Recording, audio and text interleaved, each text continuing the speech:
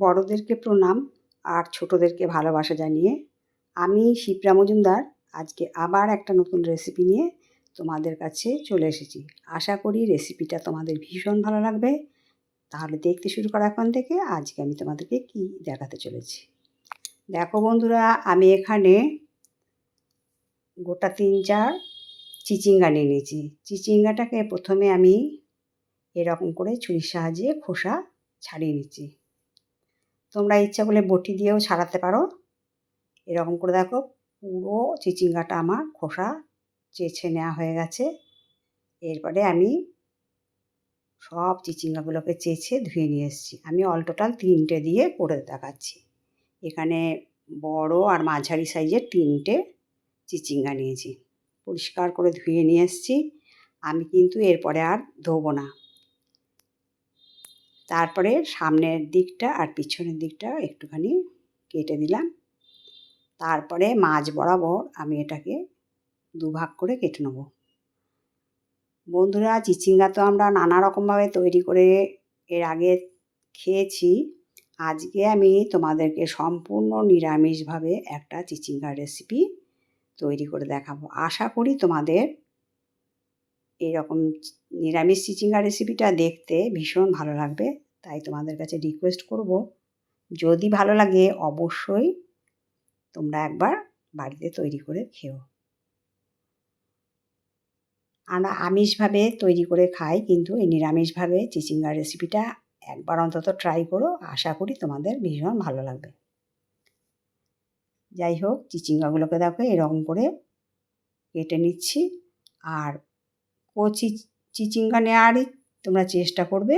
কচি চিচিঙ্গা হলে কিন্তু এই রেসিপিটা ভীষণ ভালো হয়।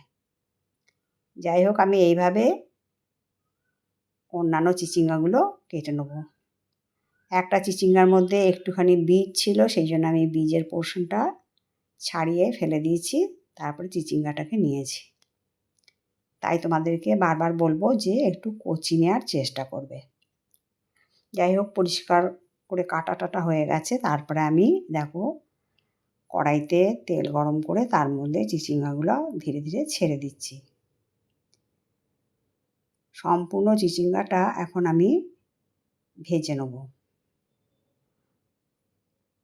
ধীরে ধীরে সম্পূর্ণ চিচিঙ্গাটা আমার কড়াইয়ের মধ্যে দেওয়া হয়ে গেল।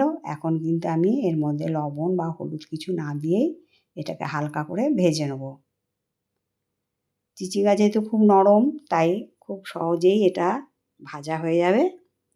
এইভাবে ওপর নিচ নাড়িয়ে চাড়িয়ে ভাজা করে নিচ্ছি।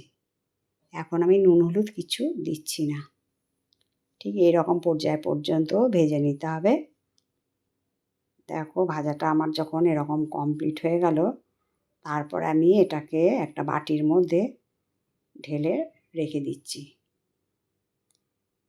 আমি কিভাবে আজকে নিরামিষ চিচিঙ্গা রেসিপিটা তৈরি করি তোমরা প্রত্যেকটা পদক্ষেপ ফলো করো। আশা করি তোমাদের ভালো লাগবে। তাই তোমাদেরকে স্কিপ করতে বারণ করছি, তোমরা কিন্তু স্কিপ করো না। এবারে একটা বাটির মধ্যে জল নিয়ে নিয়েছি, তার মধ্যে লবণ আর হলুদ দিয়ে দিলাম 1/2 চামচ করে, 1 চামচ জিরের গুঁড়ো, 1 চামচ কাশ্মীরি লাল লঙ্কার গুঁড়ো, 1 চামচ লাল লঙ্কার গুঁড়ো আর 1 চামচ গরম মশলার গুঁড়ো দিয়ে দিলাম। মশলা দেওয়া জলটাকে ভালো করে গুলিয়ে নেবো যেন কোনো লাম্পস না থাকে। দেখো ভালো করে মশলাগুলোকে মিশিয়ে নিয়ে 10 মিনিট রেখে দিতে হবে। তাহলে কিন্তু সুন্দর কাঁচা বাটা মশলার গন্ধ পাওয়া যায়। যাই হোক, যেই তেলটুকু বেঁচেছিল তার মধ্যে আমি আরেকটু তেল দিয়ে পুরো মশলাটাকে ছেড়ে দিলাম। আজকে কিন্তু এর মধ্যে কোনো ফোড়ন দিলাম না। এরপরে দিয়ে দিলাম অল্পখানি আদা গ্রেট করে রেখেছিলাম, সেই গ্রেট করা আদাটা অল্প একটু দিয়ে দিলাম। দিয়ে ভালো মতন করে এটাকে কষিয়ে নেব, যাতে না মশলার কোনো কাঁচা গন্ধ পাওয়া যায়। সেই পর্যন্ত দেখো কষিয়ে নিচ্ছি, তেল বেরিয়ে গেছে। এরপরে আমি এর মধ্যে একটা মাঝারি সাইজের টমেটোকে কেটে দিয়ে দিলাম। টমেটোটাকে ভালো করে মশলার সাথে কষিয়ে নিতে হবে। গরমের দিনে এরকম একটা রেসিপি থাকলে খাওয়াটা পুরো জমে যায়। মশলাটা কষানো হোক, এই ফাঁকে আমি আরেকটা মশলা তৈরি করে নেবো। এর মধ্যে দেখো 1 চামচ সাদা তিল আর গোটা 7-8 কাজু বাদাম দিয়ে এটাকে পেস্ট করে নিয়ে এসেছি। মশলাটাও এদিকে কষে গেছে। এবার কাজু বাদাম আর তিলের পেস্টটাকে দিয়ে দিলাম। দিয়ে এটাকে ভালো মতন করে কষিয়ে নিতে হবে। এখন কিন্তু আঁচটাকে একটু সিম করে রাখতে হবে। আঁচটাকে সিম করে ভালো মতন কষিয়ে নিয়ে তারপরে আমি এর মধ্যে দিয়ে দিলাম 1 চামচ লবণ, আর অল্প একটু স্বাদটাকে ব্যালেন্স করার জন্য আমি একটু চিনি দিয়ে দিয়েছি। আর মশলার মধ্যে যেহেতু হলুদ দিয়েছি, এখন আর এর মধ্যে আর হলুদ অ্যাড করলাম না।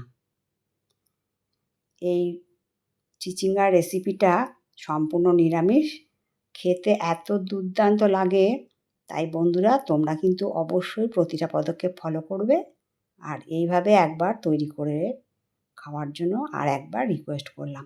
দেখো মশলাটা ভালো মতন কষিয়ে নিলাম। সুন্দর করে যখন কষানো হয়ে গেছে, তারপর আমি এর মধ্যে ভেজে রাখা চিচিঙ্গাগুলো দিয়ে দিলাম।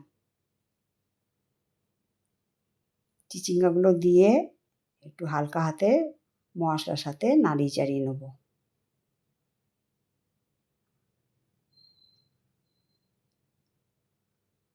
সম্পূর্ণ মশলার সাথে মিশিয়ে নিতে হবে। দেখো মিশিয়ানো হয়ে গেছে, তারপরে বাটি ধুয়ে একটুখানি জল দিয়ে দিলাম। এবারে কিছুক্ষণের জন্য ঢাকনাটা চাপা দিয়ে রেখে দিতে হবে।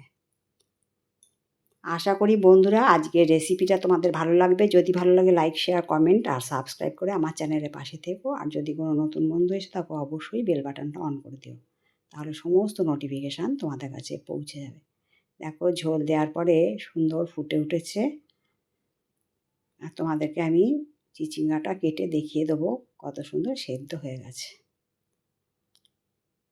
দেখো তোমরা দেখে বুঝতে পারছো একদম সেদ্ধ হয়ে গেছে। এটা খুব যে একদম গ্রেভি রাখবো সেটাও না, আবার একদম ঝোল ঝোল রাখবো সেটাও না। এরপর আমি এর মধ্যে একটা কাঁচা লঙ্কা দিয়ে দিলাম। এই চিচিঙ্গা রেসিপিটা ভাত, রুটি, পরোটা সমস্ত কিছুর সাথে খেতে ভীষণ ভালো লাগে।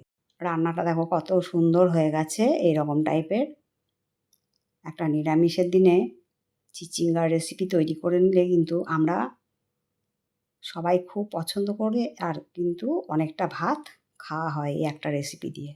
যাই হোক, রান্নাটা আমার দেখো এখানেই কমপ্লিট হয়ে গেছে। তারপরে আমি একটা প্লেটের মধ্যে সার্ভ করে নিচ্ছি। বন্ধুরা, আজকের রেসিপিটা যদি তোমাদের ভালো লাগে, তোমাদের সুন্দর সুন্দর কমেন্টসের মাধ্যমে জানিও। তোমাদের সুন্দর সুন্দর কমেন্টস পেলে আমি কিন্তু আরেকটা রেসিপি তৈরি করতে অনেক উৎসাহ পাই। দেখো একটা প্লেটের মধ্যে আস্তে আস্তে আমি সার্ভ করছি। সম্পূর্ণটা সার্ভ করা হয়ে গেলে তোমাদেরকে দেখিয়ে দেবো কত লোভনীয় দেখতে হয়েছে। আর আমরা সবসময় পেঁয়াজ, চিংড়ি মাছ এসব দিয়ে রান্না করে খাই। এইভাবে নিরামিষভাবেও যে একটা মুখরোচক রেসিপি তৈরি হয়, সেটা কিন্তু আজকে না তৈরি করে খেলে বুঝতে পারবে না। যাই হোক, আমার কাছের দূরে যত বন্ধু আছে, তোমরা আমার প্রাণ ভরা ভালোবাসা নিও। দেখো কত সুন্দর দেখতে লাগছে। তাহলে বন্ধুরা, আজকে আমি এই পর্যন্ত রাখি। অন্য কোনো দিন অন্য কোনো রেসিপিতে আবার দেখা হবে, কেমন? টাটা।